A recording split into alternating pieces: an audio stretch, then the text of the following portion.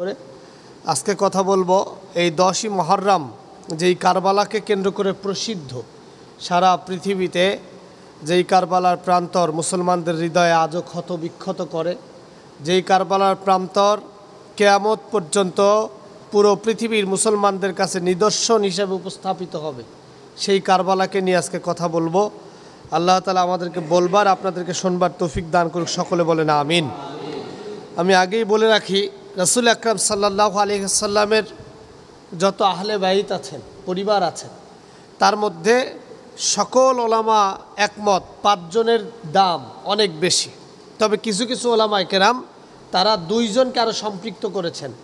একজন হলো পয়গম্বর সাল্লাল্লাহু আলাইহি ওয়াসাল্লাম নিজে, আরেকজন হচ্ছে তার কন্যা ফাতেমাতুজ জোহরা, আরেকজন হচ্ছেন তার নাতি হাসান রাদিয়াল্লাহু তাআলা আনহু, আরেকজন হচ্ছেন হোসাইন রাদিয়াল্লাহু তাআলা আনহু, আরেকজন হচ্ছে আলী ইবনে তালিব, রাসূল আকরাম সাল্লাল্লাহু আলাইহি ওয়াসাল্লামের চাচাতো ভাই, পরবর্তীতে তিনি জামাই হয়েছিলেন। এই 5 জনের মর্যাদা অন্য সকল আহলে বাইতের থেকে সব থেকে উপরে। একটু জোরে বলেন সুবহানাল্লাহ। আর এই সাথে আবার ওলামায়ে কেরাম আরও 2 জনকে সম্পৃক্ত করেছেন। একজন হলো হযরত আয়েশা রাদিয়াল্লাহু তাআলা আনহা, আরেকজন হলো হযরত খাদিজা বিনতে খুয়াইব রাদিয়াল্লাহু তাআলা আনহা। এই 2 জন ছিলেন রাসূল সাল্লাল্লাহু আলাইহি ওয়াসাল্লামের স্ত্রী, তাদেরকে অনেক ওলামায়ে কেরাম সম্পৃক্ত করেছেন।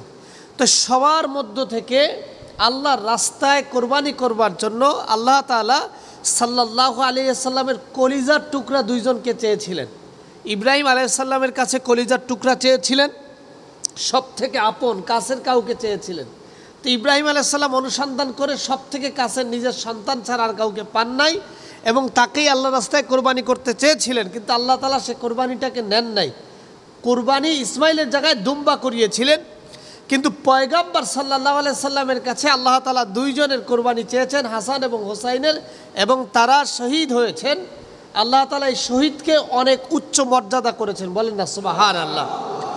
তো এখন আজকে আমরা সেই হৃদয় বিদারক একটি ঘটনার কথা আপনাদেরকে বলতে চাচ্ছি। 61 হিজরিতে সাল্লাল্লাহু আলাইহি ওয়াসাল্লামের কলিজার টুকরা সন্তান ফাতেমাতুজ জোহরা রাদিয়াল্লাহু তাআলা আনহার কলিজার 2টি সন্তান, একজন হলো হাসান আর একজন হলো হোসাইন। তাই হোসাইন রাদিয়াল্লাহু তাআলা আনহু তিনি ইন্তেকাল করেছিলেন 10ই মুহররম। ইতিহাসের এক চরম নিগৃহীত ঘটনা আপনাদেরকে বলে রাখা ভালো। হযরত আলী রাদিয়াল্লাহু তাআলা আনহু তিনি একদিন সাহাবীদেরকে নিয়ে, তিনি তখন খেলাফায় অধিষ্ঠিত, অর্থাৎ খলিফা। তিনি মুসলমানদের খলিফা হলো 4 জন। কয়জন বলেন? একজন হলেন হযরত আবু বকর। দেখেন, এখানে আমি আপনাদেরকে একটা বিষয় অবগত করতে চাই। রাসূল আকরাম সাল্লাল্লাহু আলাইহি সাল্লাম যদি চাইতেন যে তার পরিবার থেকে, আহলে বাইত থেকে খলিফা হবেন, সেই জায়গাতে সাল্লাল্লাহু আলাইহি সাল্লাম তার জামাতা হযরত আলীকে 1 নম্বর খলিফা বানাইতে পারতেন না সাল্লাল্লাহু আলাইহি সাল্লামের ইন্তেকালের পরে? কিন্তু সেটা হয় নাই। সিস্টেম অনুযায়ী সাল্লাল্লাহু আলাইহি সাল্লামের পরে সবথেকে দামি, সবথেকে শ্রেষ্ঠ সাহাবী যিনি, আবু বকর সিদ্দিক রাদিয়াল্লাহু তাআলা আনহু, তাকেই তিনি খলিফা নির্বাচিত করেছেন। এবং সেটা ডিরেক্টলি বলে নাই যে আমার পরে আবু বকর খলিফা হবে, এমনটা বলে নাই। বরং রাসূল সাল্লাল্লাহু আলাইহি সাল্লামের অসুস্থতার সময় সাল্লাল্লাহু আলাইহি সাল্লামের বিপরীতে ইমামতি করেছেন যিনি, সাহাবীরা বুঝে গিয়েছেন যে সাল্লাল্লাহু আলাইহি সাল্লামের ইন্তেকালের পর তিনিই পরবর্তী খলিফা। একটু জোরে বলেন না সুবহানাল্লাহ। তাহলে এই যে আবু বকর তিনি খলিফা হলেন। আর আমার দেশের সিস্টেমটা একটু ভিন্ন।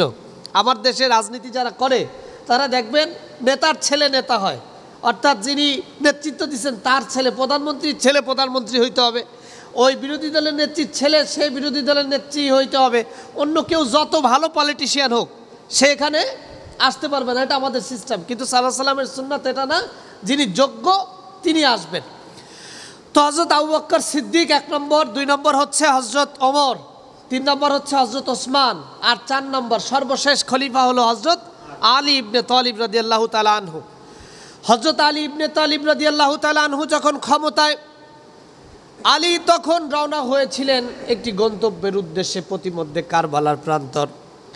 আলী জিজ্ঞাসা করলেন এই জায়গাটার নাম কি? সকলে বলল এই জায়গাটার নাম হলো কারবালা। আলী বললেন এই জায়গাতে একটা গাছ আছে, গাছের নাম হলো হানজাল। এই গাছটা কোথায়? হানজাল গাছটা আলী খুঁজে বের করলেন এবং সাহাবীদেরকে বললেন তোমরা এখানে দাঁড়াও। আল্লাহর পয়গম্বরের জামাই, আল্লাহর পয়গম্বরের শ্রেষ্ঠতম একজন সাহাবী আলী ইবনে তালিব রাদিয়াল্লাহু তাআলা আনহু ওই হানজাল গাছের নিচে দাঁড়ালেন। জায়নামাজটা বিছালেন, 2 রাকাত সালাত আদায় করলেন। নামাজ শেষে মোনাজাতে অঝরে কাঁদলেন, চোখের পানি দরদর করে ছেড়ে দিলেন। সাহাবীরা আশ্চর্য হয়ে তাকিয়ে রইল। আলী রাদিয়াল্লাহু তাআলা আনহুর যখন নামাজ শেষ, মোনাজাত শেষ, সাহাবীরা জিজ্ঞাসা করলেন, আপনি কোনো জায়গায় প্রতিমধ্যে দাঁড়ালেন না, কোনো জায়গায় অবস্থান করলেন না, এই হানজাল গাছের নিচে এমন কি আছে যে যার কারণে আপনি এখানে দাঁড়ালেন, দোয়া করলেন, আবার কান্না করলেন? আলী বললেন, শোনো ও আল্লাহর পয়গম্বরের সাহাবীরা, শোনো, আমি আল্লাহর পয়গম্বরের মুখশ্রিত জবান থেকে নিজে শুনতে পেয়েছি। সাল্লাল্লাহু আলাইহি সাল্লাম পবিত্র জবান থেকে বলেছে, এই হানজাল গাছের নিচে আমার কলিজার টুকরা সন্তান হুসাইন রাদিয়াল্লাহু তাআলা আনহুকে এখানে রক্তে রঞ্জিত করে শাহাদাত করে দেওয়া হবে। এর জন্য আমি এখানে বসে দোয়া করলাম যেন হুসাইন ওই দিন আল্লাহর জন্য, আল্লাহর সন্তুষ্টির জন্য ধৈর্য ধারণ করতে পারে। সেই কোরবানি আর ত্যাগের জন্য আমি আল্লাহর কাছে হুসাইনের জন্য দোয়া করলাম। বাবা তার কলিজার টুকরা সন্তানের জন্য দোয়া করছেন, আগেই নিউজ পেয়েছেন, খবর পেয়েছেন যে কলিজার টুকরা সন্তানকে এখানে কি করা হবে? শহীদ করা হবে, রক্তে রঞ্জিত করা হবে। আলী ইবনে তালিব এই ঘটনাটা জানালেন। হযরত হুসাইন রাদিয়াল্লাহু তাআলা আনহু 61 হিজরি, কততম হিজরি বলেন? 61তম, কোন উলামায়ে কেরাম বলেছে 60তম হিজরি। এই হিজরির সময় হযরত হুসাইন রাদিয়াল্লাহু তাআলা আনহু, আপনাদেরকে একটা বিষয় মাঝে বলে রাখা দরকার। হযরত মুয়াবিয়া রাদিয়াল্লাহু তাআলা আনহু, তিনি ছিলেন রাসূল আকরাম সাল্লাল্লাহু আলাইহি সাল্লামের এক চমৎকার সাহাবী। মুয়াবিয়া রাদিয়াল্লাহু তাআলা আনহুর সন্তান হলো ইয়াজিদ। মুয়াবিয়া রাদিয়াল্লাহু তাআলা আনহু যখন খলিফায় অধিষ্ঠিত, অর্থাৎ চতুর্থ 4 জন খলিফার পরে 5ম নাম্বার হিসাবে মুয়াবিয়া রাদিয়াল্লাহু তাআলা আনহু দায়িত্ব পেয়েছিলেন। মুয়াবিয়া রাদিয়াল্লাহু তাআলা আনহু এই দায়িত্বটা 6ষ্ঠ খলিফা হিসাবে হযরত হুসাইন রাদিয়াল্লাহু তাআলা আনহু বা হাসান রাদিয়াল্লাহু তাআলা আনহুকে দেওয়ার সিদ্ধান্ত গ্রহণ করেছিলেন। কিন্তু ওই যে আশেপাশে কিছু শয়তান থাকে না, প্রত্যেক দেখবেন ভালো লোকের আশেপাশে কি আছে? কিছু ভদ্রলোক আছে, সারাদিন খালি গুনগুন করে। তো মুয়াবিয়ার কাছে এমন কিছু ব্যক্তি, তারা গুনগুন করছিল, মুয়াবিয়া, তুমি যে তোমার কলিজার টুকরা সন্তান ইয়াজিদকে বাদ দিয়া তুমি যে হুসাইনকে খলিফা দিবা, তাতে তো তোমার মূল্যবোধ, তোমার দাম, তোমার অস্তিত্ব, তোমার সম্মান, তোমার শ্রেষ্ঠত্ব তো বাতিল হয়ে যায়। তখন বিষয়টা কেমন হয়ে দাঁড়াবে? তো মুয়াবিয়া রাদিয়াল্লাহু তাআলা আনহু তিনি সেটাকে কর্ণপাত করলেন না, তিনি হুসাইনকেই দেওয়ার চিন্তা ভাবনা রাখলেন। তো একটা পর্যায়ে গিয়ে তিনি বাধ্য হলেন ইয়াজিদের নাম ঘোষণা করতে। সেটা অনেক ঘটনা, সেটা আমি বলবো না। তো ইয়াজিদ যখন খেলাফত প্রাপ্ত হলো, তখন এই কুফাবাসী, অর্থাৎ যাদের খেলাফত নিয়ে এত আলোচনা সমালোচনা, তারা আপত্তি জ্বালালেন এবং তারা কোনোভাবেই হুসাইনকে ছাড়া এই ইয়াজিদকে খেলাফত হিসেবে মেনে নিতে চাচ্ছিল না। কারণ ইয়াজিদ ছোটবেলা থেকেই দুষ্টু ছিল, যার কারণে তিনি যে স্বৈর শাসকের দিকে যাবে এটা স্পষ্ট হয়ে গিয়েছিল। তো এখানে আমি এই কথাটা আপনাদেরকে বলার উদ্দেশ্য হলো, দেখবেন আমাদের সমাজে কিছু মানুষ আছে, বাপদা, যেমন আমার কথাই বলি, সুফি সাহেব হুজুর অনেক ভালোবাসে, সুফি সাহেব হুজুরের জন্য কলিজা কাইটা দেয়, এমন একটা ভাবসাব, এই করছে, ওই করছে, হ্যান করছি। আবার আমরা সুফি সাহেবের আহলে বাইত, আমাদেরকে মারার জন্য, আমাদেরকে শেষ করার জন্য, আমাদেরকে অস্তিত্ব বিনাশ করার জন্য যত পরিকল্পনা তারাই আবার করে। মানে রাসূল সাল্লামের সব থেকে কাছের সাহাবী মুয়াবিয়া, অথচ মুয়াবিয়ার ছেলেই রাসূল সাল্লামের নাতিকে শহীদ করলেন, ইতিহাস এটা প্রমাণ করে। তো এই যখন কুফাবাসী কঠিন আপত্তি করলেন, কুফাবাসী জানালেন, মদিনায় তখন হুসাইন রাদিয়াল্লাহু তাআলা আনহু অবস্থান করছিলেন। হুসাইন রাদিয়াল্লাহু তাআলা আনহুকে জানালেন যে আপনি কুফায় চলে আসেন, আমরা সিদ্ধান্ত গ্রহণ করেছি এই কুফায় আপনাকে দায়িত্ব দিব এবং আমরা আপনাকে খলিফা মানব, ইয়াজিদকে আমরা মানি না। এবং কুফার চিঠি পেয়ে হযরত হুসাইন রাদিয়াল্লাহু তাআলা আনহু 200 জন, কতজন বলেন? 200 জন লোকের বহন নিয়ে, তার মধ্যে শিশু ছিল, নারী ছিল, তারপরে পুরুষ ছিল, মুজাহিদ ছিল, সবাই মিলে মোট 200 জন তারা রওনা হয়েছে কুফার উদ্দেশ্যে। কারবালার প্রান্তরে যাওয়ার সাথে সাথে কুফার যিনি গভর্নর, ওনার নাম হচ্ছে উবাইদুল্লাহ। ওনার নাম কি বলেন? উবাইদুল্লাহ। এই উবাইদুল্লাহ তিনি ছিলেন কুফার গভর্নর। তিনি বাধা দিলেন কারবালার প্রান্তরে এবং বললেন যে ইয়াজিদের নির্দেশ অনুযায়ী আপনি আর কুফায় যেতে পারবেন না। কিন্তু আল্লাহর পয়গাম্বরের কলিজার টুকরা সন্তান, নাতি, এই কলিজার টুকরা নাতি, তিনি বললেন যে না, যেহেতু কুফাবাসী আমাকে উত্তোলনের জন্য ডেকেছেন, আমাকে কুফায় যেতেই হবে। উবাইদুল্লাহ তাকে ঠেক দিলেন। বিশাল সৈন্যবহর, কোনো মতে 2000, কোনো মতে 3000, এই সৈন্যবহর নিয়ে আটকাইলেন। আর ওনার সংখ্যায় কতজন বলেন? 200 জন। তো এই 200 জনকে কারবালার ময়দানে স্টে করা হলো, বলল যে আপনারা ফিরে যান মদিনার দিকে। যখন মদিনার দিকে ফিরে যাচ্ছেন, এই প্রস্তাব উবাইদুল্লাহর পক্ষ থেকে আসছিল, তখন সাল্লাল্লাহু আলাইহি সাল্লামের নাতি আত্মসমর্পণ করেন নাই। কিন্তু একটা পর্যায়ে উবাইদুল্লাহ সিদ্ধান্ত নিল যে তাকে এখানে এভাবে না, বরং মেরে ফেলতে হবে। ইয়াজিদের পক্ষ থেকে নির্দেশনা আসলো তাকে মেরে ফেলো। এবং মারার প্রথম ধাপ হিসাবে কুফার সাথেই ছিল একটা নদী, একটি খাল, যেই খালটাকে সকলে কি বলে বলেন তো, বলেন, নাম জানতে চাই, বলেন এই নদীটা কি নাম আছে? ফোরাক। ফোরাক, ফোরাক নদী। এই ফোরাক নদীর সমস্ত পানির জায়গা বন্ধ করে দিলেন। হযরত হুসাইন রাদিয়াল্লাহু তাআলা আনহু, আল্লাহর পয়গম্বরের কলিজার টুকরা নাতি, 200 জন বহরকে নিয়ে বারবার পানি চাচ্ছিলেন, কিন্তু পানি দেওয়া হচ্ছিল না। এই 7ই মুহররম থেকে শুরু হয়েছে, 3 দিন পর্যন্ত কাউকে পানি খাবার দেওয়া হচ্ছে না। পয়গম্বরের কলিজার টুকরা নাতির স্ত্রী, পারস্য সাম্রাজ্যের নাতি, এই সুরাবিল তার নাম হলো, তিনি পারস্য সাম্রাজ্যে যখন তার পরিবার আত্মীয় স্বজন রাষ্ট্র পরিচালনা করছিলেন, হুসাইন তখন যুদ্ধ করে আলী রাদিয়াল্লাহু তাআলা আনহুর নেতৃত্বে ওই পারস্য সাম্রাজ্য দখল করেছিলেন। সেই পরিবারের নাতিকে বিবাহ করেছিলেন আল্লাহর পয়গম্বরের নাতি হুসাইন রাদিয়াল্লাহু তাআলা আনহু। এই পয়গম্বরের নাতির কলিজার টুকরা সন্তান হিসাবে আল্লাহ তাআলা একজন সন্তানকে দিয়েছিলেন। এই সন্তানের বয়স ছিল 6 বছর মাত্র। এই সন্তানটাকে ওই পারস্য সাম্রাজ্যের নাতি অর্থাৎ হুসাইন রাদিয়াল্লাহু তাআলা আনহুর স্ত্রী, তিনি কোলে করে এসে হুসাইনকে বলছেন, হুসাইন, ইয়াজিদের সাথে আপনার শত্রুতা, এই 200 জন মানুষের প্রত্যেকের সাথে ইয়াজিদের শত্রুতা, কিন্তু এই ছোট নিষ্পাপ বাচ্চা এর সাথে তো ইয়াজিদের কোনো শত্রুতা নাই, উবাইদুল্লাহর কোনো শত্রুতা নাই। এই ছোট্ট শিশুটাকে একটু কোলে করে নিয়ে ওদের কাছে বলেন যেন ওই ছোট্ট শিশুটাকে একটু পানি পান করায়। হুসাইন রাদিয়াল্লাহু তাআলা আনহু ছোট্ট শিশুটাকে নিয়ে গেলেন। ফোরাক নদীর দায়িত্বে যারা ছিলেন তাদের কাছে আকুতি করে বললেন, তোমাদের সাথে আমার শত্রুতা আছে, আমার উপরে তোমরা নাখোশ, আমরা তোমাদের চোখে আমি খারাপ মানুষ, আমার বিচার হোক, কিন্তু এই বাচ্চাটা তো কোনো অন্যায় করে নাই, এই বাচ্চাটাকে একটু পানি খাওয়ার ব্যবস্থা করে দাও। কিন্তু হৃদয় পাষাণ, ইয়াজিদের মনকে আল্লাহ তাআলা এমনভাবে সিল মেরে দিয়েছিলেন, ইয়াজিদের নেতৃত্বে উবাইদুল্লাহর সৈন্যরা বলল, না না না, কাউকে এখান থেকে এক চুল পরিমাণ জল দেওয়া যাবে না। কষ্ট আর ব্যথা নিয়ে সন্তানটাকে স্ত্রীর কাছে ফেলে দিয়ে চোখের পানি ছেড়ে দিয়ে বলছেন, এখন আর লেট করার সময় নাই, তারা যতজনই হোক, এখন আমাদের যুদ্ধের প্রস্তুতি নিতে হবে, যুদ্ধে যেতে হবে, যুদ্ধে যা হবে ফয়সালা হবে। যুদ্ধে যাওয়ার আগে উবাইদুল্লাহকে তিনি 3টা প্রস্তাব দিলেন। হুসাইন বললেন, উবাইদুল্লাহ, 1 নাম্বার প্রস্তাব, আমার যত মানুষ আছে সবাইকে নিয়ে আমাকে মদিনায় ফিরে যেতে দাও। 2 নাম্বার প্রস্তাব, অথবা আমাকে কুফা থেকে অন্য নগরীতে পাঠানোর ব্যবস্থা করে দাও। 3 নাম্বার প্রস্তাব, অথবা ইয়াজিদের সাথে আমাদেরকে একটু বসার ব্যবস্থা করে দাও।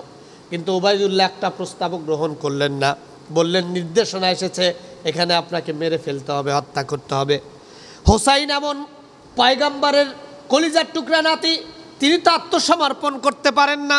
তিনি সিদ্ধান্ত গ্রহণ করলেন, যদি আমাকে মরেই যেতে হয়, শহীদই হতে হয়, আর আমার নানা তো আমাকে বলেছে শহীদের কথা, শহীদের তামান্না তো আমার মধ্যে আছে, যে কোনো উপায়ে আমি যুদ্ধ করব, শহীদ হয়ে যাব।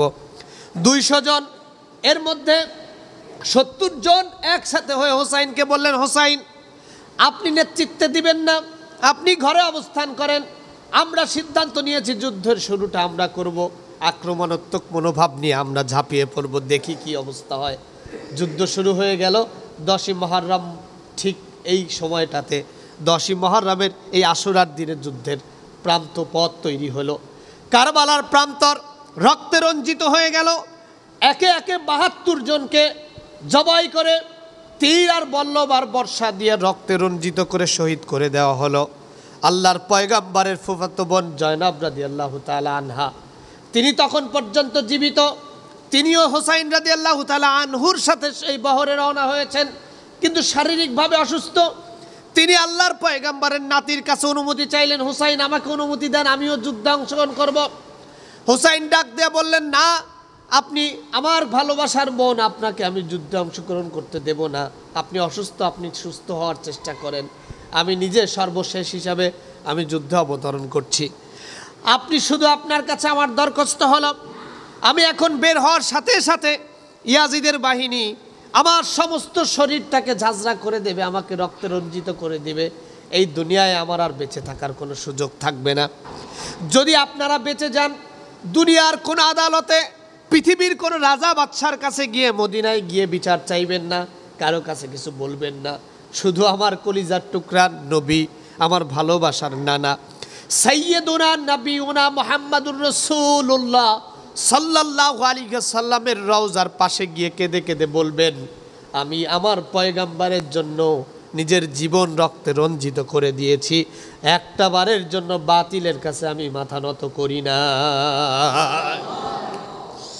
জয়নাব হাতটা শক্ত করে ধরে বসলেন। আল্লাহর পয়গম্বরের নাতি হুসাইন রাদিয়াল্লাহু তাআলা আনহু চোখের পানি দরদর করে ছেড়ে দিলেন। সন্তান আর স্ত্রীদেরকে বললেন, তোমরা কেঁদো না, যেহেতু জান্নাতে আল্লাহ তাআলা আমাকে সর্দার ঘোষণা করেছেন, জান্নাতে যুবকদের সর্দার হিসাবে আমি হুসাইন আর হাসান দুই ভাই যেহেতু সর্দার হিসাবে আছি, শহীদ তো আমাদেরকে হতে হবে, আজকের শহীদ কেউ আটকাতে পারবে না। কিন্তু আমি পয়গম্বরের নাতি স্বাভাবিকভাবে যেতে পারি না। রওনা হয়ে গেলেন। ঘর থেকে বের হওয়ার পরে তাফসীর ইবনে কাসির রাদিয়াল্লাহু তাআলা আনহু তিনি তার কিতাবের ভিতরে লিখেছেন, হুসাইন যখন ঘর থেকে বের হয়েছে, সামান্য সময় ওই হানজাল গাছের নিচ, অর্থাৎ তাবু থেকে হানজাল গাছের দূরত্ব অল্প সময়। এই অল্প সময় যেতে যেতে হুসাইন রাদিয়াল্লাহু তাআলা আনহুকে একটা নয়, দুইটা নয়, 132টা তীর তার দেহের ভিতরে ঢুকাইয়া দেওয়া হয়েছে। 33টা বর্ষার আঘাত করা হয়েছে। তলোয়ার দিয়ে 22টা কোপ তাকে দেওয়া হয়েছে। এরপরে হুসাইন রাদিয়াল্লাহু তাআলা আনহুর গলাটা শরীর থেকে আলাদা করে মাথাটা হাতে করে নিয়ে যাওয়া হয়েছে ইয়াজিদের দরবারে। ইবনে আব্বাস রাদিয়াল্লাহু তাআলা আনহু বলছেন, আমি মক্কাতুল কাবায় একদম কাবার গিলাফের সাথে হেলাম দিয়ে এভাবে ঘুমাচ্ছিলাম। আসরের নামাজের পর এভাবে শুয়ে আছি, ঘুমের ভিতরে স্বপ্নে দেখি আল্লাহর পয়গম্বর মুহাম্মাদুর রাসূলুল্লাহ সাল্লাল্লাহু আলাইহি ওয়াসাল্লাম ধুলা মাখা শরীরের সব জায়গায় যেন বালু দিয়ে ভরা, রক্তে হাত রঞ্জিত একটা পোশাক নিয়ে সাল্লাল্লাহু আলাইহি ওয়াসাল্লাম আমার কাছে এসে বলছেন, আব্বাস তুমি শুনেছো নাকি আমার কলিজার টুকরা নাতি হুসাইনকেও মেরে ফেলেছে? আব্দুল্লাহ ইবনে আব্বাস বলতেছেন, পয়গম্বর আপনি এমন জীর্ণ শীর্ণ শরীর, রক্তে রঞ্জিত আপনার হাত, কি হয়েছে আমাকে একটু খুলে বলেন। ইবনে আব্বাসকে পয়গম্বর বললেন, শোনো ইবনে আব্বাস, এই মাত্র আমি কারবালার প্রান্ত থেকে আসলাম। কারবালার প্রান্তে আমি দাঁড়িয়েছিলাম, আমার চোখের সামনে আমার কলিজার টুকরা নাতি হুসাইনকে রক্তে রঞ্জিত করে দেওয়া হয়েছে, শহীদ হয়ে গেছে হুসাইন। মক্কা মদিনায় জানায় দাও হুসাইন আর দুনিয়ায় নাই, আল্লাহর পয়গম্বরের নাতি হুসাইন শহীদ হয়ে গিয়েছে। এই শহীদের মর্যাদা আল্লাহ এত বেশি করেছেন, শহীদ হওয়ার সাথে সাথে আল্লাহ তাকে জান্নাতের সর্দার হিসাবে ঘোষণা করে দিয়েছে। ইবনে আব্বাস বলছেন, আমি স্বপ্ন থেকে যখন জাগ্রত হলাম, আমি জানি পয়গম্বরের পৃথিবীর সবাইকে শয়তান বোকা বানাতে পারে, ধোঁকা দিতে পারে, কিন্তু আল্লাহর পয়গম্বরকে শয়তান ধোঁকা দিতে পারে না, তার সুরাত ধরতে পারে না। পয়গম্বর যেহেতু নিশ্চিত এসেছেন, নিশ্চিত আমার ধারণা যে শহীদ হয়ে গেছেন ইমাম হুসাইন। ইবনে আব্বাস বলেন, আমি কাবার চত্বরে দৌড়ালাম, চিৎকার করে জানাতে লাগলাম, ও মক্কাবাসী, ও আল্লাহর পয়গম্বরের সাহাবীরা শোনো, এইমাত্র জানতে পারলাম কুফায় আল্লাহর পয়গম্বরের কলিজার টুকরা নাতি, আল্লাহর ভালোবাসার পয়গম্বরের ভালোবাসার নাতি হুসাইন রাদিয়াল্লাহু তাআলা আনহুকে শহীদ করে দেওয়া হয়েছে। তোমরা সবাই প্রস্তুতি গ্রহণ করো, একটা যুদ্ধের দামামা দরকার, যার মাধ্যমে আমরা আবার নতুন করে ইয়াজিদের বিরুদ্ধে খলিফা এবং খেলাফত প্রতিষ্ঠা করব, এবং সেদিন থেকে 50 বছরের মধ্যেই ইয়াজিদের রাজত্ব আল্লাহ মাটির সাথে মিশিয়ে দিয়েছিলেন। একটু জোরে বলেন না সুবহানাল্লাহ। আল্লাহর পয়গম্বরের নাতির এই যে শহীদি তামান্না, এই যে শহীদ হলেন তিনি, এই শহীদটা হয়েছিলেন এই 10ই মুহররম, এই আশুরার দিনে কারবালার প্রান্ত রক্তে রঞ্জিত হয়েছিল। আল্লাহর পয়গম্বরের আহলে বাইতের রক্তের বিনিময় এই পৃথিবীতে ইসলামের আলোকমালা তৈরি হয়েছিল। খোলাফায়ে রাশিদিনের 4 জনের ইন্তেকালের বিনিময় ইসলামের আলোকমালা তৈরি হয়েছিল। আজকে ইসলামকে নিয়ে কত মানুষ কত কথা বলে, ইসলামকে, ইসলাম আছে, ইসলাম থাকবে, ইসলামকে ঠেকানোর কিছু নাই। আপনি আমি রক্তে রঞ্জিত হব, শহীদ হব, ইসলাম ইসলামের জায়গায় থাকবে। মাঝখান থেকে শহীদি তামান্না নিয়ে জান্নাতে যাব। সাল্লাল্লাহু আলাইহি সাল্লাম বলেছেন, সাহাবীদের শহীদের পরেই এই পৃথিবীতে শহীদের মর্যাদায় সব থেকে দামি ওই ৭২ জন যারা কারবালার প্রান্তরে শহীদ হয়েছিলেন। একটু জোরে বলেন না সুবহানাল্লাহ। তেমন কারবালার ইতিহাস, যেখানে আরো অনেক ঘটনা, আমি একটু শুধু সংক্ষেপে আপনাদেরকে বোঝানোর জন্য বললাম যে এই কারবালাটা 10ই মুহররম। এই 10ই মুহররম সাল্লাল্লাহু আলাইহি সাল্লাম বলেছেন, শোনো, 10ই মুহররমে যারা রোজা রাখবে, 10ই মুহররমে যারা কি রাখবে, একটু সবাই বলেন, 10ই মুহররমে যারা কি রাখবে। সাল্লাল্লাহু আলাইহি সাল্লাম যখন জীবিত ছিল, কারবালার প্রান্তর ঘটে নাই, সাল্লাল্লাহু আলাইহি সাল্লাম দেখতেন যে ইহুদিরা রোজা রাখে। কি রাখে? 10ই মুহররম আসলে কি রাখে? সাহাবীদেরকে জিজ্ঞাসা করেছে, সাহাবীরা ওরা রোজা রাখে কেন? খোঁজ নাও, গোয়েন্দা লাগাও, ডিবি লাগাও, এনএসআই লাগাও। খোঁজ নিয়ে জানা গেল তারা রোজা রাখে। তাদের যিনি পয়গাম্বার মুসা আলাইহিস সালাম, তাদের যিনি পয়গাম্বার ঈসা আলাইহিস সালাম, মানে আইএমই জাহিলিয়াতের যুগে আগে যারা মুসা ঈসা আলাইহিস সালামের আহলে বাইত ছিল, তারা রোজা রাখে এই জন্য যে মুসা আলাইহিস সালামকে আল্লাহ তাআলা এই 10ই মুহররমে নীল নদে ফিরাউনের হাত থেকে মুক্তি দিছিল। একটু জোরে বলেন না সুবহানাল্লাহ। এর জন্য তারা খুশি হয়ে আনন্দে এই দিন রোজা রাখে। ঈসা আলাইহিস সালামকে আল্লাহ তাআলা এই 10ই মুহররমে ঘর থেকে আকাশে চতুর্থ আসমানে নিয়ে গেছিল। এর জন্য এই দিনে তারা রোজা রাখে। সাল্লাল্লাহু আলাইহি সাল্লাম বললেন যে তারা যদি তাদের আহলে পয়গাম্বারের জন্য রোজা রাখতে পারে, এই আহলে পয়গাম্বার তো আমাদেরও। একটু জোরে বলেন না সুবহানাল্লাহ। আহলে পয়গাম্বারও কাদের? আমাদের না? মুসা আলাইহিস সালাম যে নবী, আপনার আমার কোনো সন্দেহ আছে? তো সাল্লাল্লাহু আলাইহি সাল্লাম আমাদের নবী, কিন্তু তার আগের নবী মুসা, আর তিনি আল্লাহর পয়গাম্বার, তা আমাদেরই তো আহল। তো আমরা যেহেতু তার আহল, সাল্লাল্লাহু আলাইহি সাল্লাম বলছেন, আমার সাহাবীরা ওরা রোজা রাখে একটা। ওরা রোজা রাখে কয়টা? বলেন না, ওরা রোজা রাখে কয়টা? আর আমি তোমাদেরকে বললাম তোমরা রোজা রাখবে দুইটা। একটা হলো তাদের খুশির জন্য, আর একটা আল্লাহর সন্তুষ্টির জন্য। একদিন আগে অথবা একদিন পরে, 10ই মুহররমে, 11 মুহররমে অথবা 9 মুহররমে, 10ই মুহররমে, এই দুইটা রোজা যারা রাখবা, সাল্লাল্লাহু আলাইহি সাল্লাম বললেন, শোনো, এই দুইটা রোজা যারা রাখবে আল্লাহ তাআলা তার বিগত দিনের 1 বছরের সমস্ত গুনাহ মাফ করে দিবেন। শুধু এই জায়গাটাতে মর্যাদা হয়েছে 10ই মুহররমের। আর আমরা রোজা রাখার জন্য দেখেন, সাল্লাল্লাহু আলাইহি সাল্লাম কিন্তু এখানে হাদিসের ভাষায় এখানে সগাইর কাবাইর উল্লেখ করেন নাই, কবিরা উল্লেখ করেন নাই, সগীরা উল্লেখ করেন নাই। সাল্লাল্লাহু আলাইহি সাল্লাম বলেছেন কুল্লু গুনাহ, যত গুনাহ আছে সমস্ত গুনাহই আল্লাহ কি করে দিবেন? মাফ করে দিবেন। তাও কোন গুনাহ? পিছনের 1 বছরের। অর্থাৎ আপনি যদি কষ্ট করে এই রোজা রাখতে পারেন, তাহলে পিছনের 1 বছরের সমস্ত গুনাহ আল্লাহ তাআলা মাফ করে দিবে। বলেন না সুবহানাল্লাহ।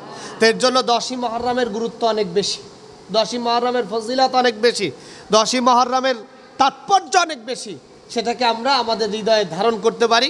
আল্লাহর পয়গাম্বার সাল্লাল্লাহু আলাইহি সাল্লামের কলিজার টুকরা নাতি, তার ইন্তেকালে আমরা যেন মহান রবের কাছে ওই দিনটায় তার জন্য দোয়া করতে পারি, আমাদের নিজেদের জন্য দোয়া